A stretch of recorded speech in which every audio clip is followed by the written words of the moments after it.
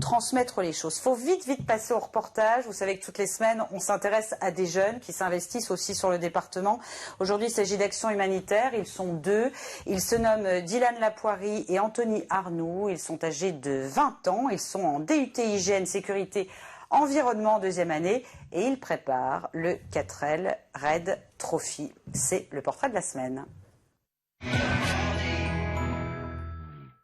Tout d'abord, on est parti de cette idée pour un projet tutoré de l'université. Donc un projet qu'on est obligé de mener de A à Z en autonomie complète par rapport à une notation qu'on aura à l'université.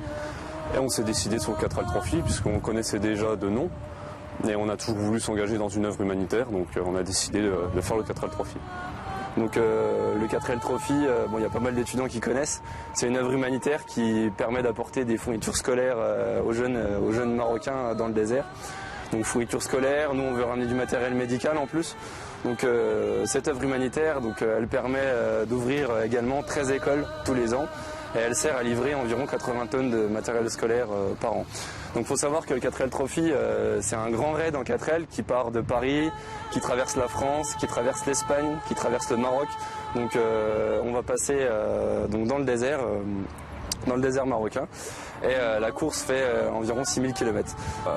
Préparation physique, oui, un petit peu quand même, puisqu'on va passer les nuits à la Belle Étoile quand même, avec la nourriture lyophilisée pour pouvoir partir, puisqu'on va traverser la France et l'Espagne en totale autonomie. Et préparation aussi, c'est beaucoup la voiture, puisqu'on a des obligations à faire sur la voiture, on part pas avec une vieille 4L comme ça. Donc des carters sous le carter d'huile, la boîte de vitesse.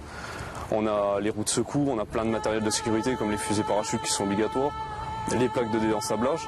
Donc c'est une grosse préparation, des grosses démarches au niveau des entreprises.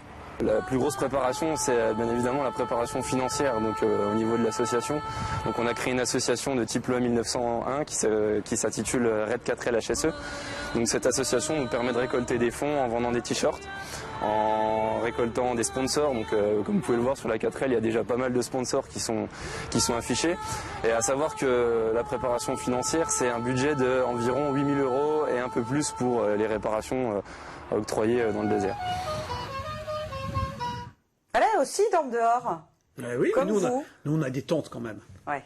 Vous préférez aller à l'hôtel quand même de temps en temps. Oui, à choisir. Hein. À titre personnel, oui. Ouais, voilà. On ne dira pas.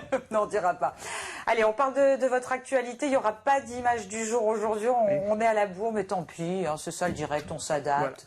Voilà. Donc la sortie officielle du livre, samedi 17 octobre, à la salle Dorothée au Val d'Ajol, de 10h à 16h. On peut également le faire dédicacer à Xertini, à la bibliothèque. Gilbert Duchesne s'en chargera de 10h à midi. Le livre sortira également en librairie à partir du 4 décembre. Il y aura une vente au marché de Noël à Plombières le 5 et le 6 décembre. Et nous serons présents au Salon du Livre à Épinal du 12 au 13 septembre.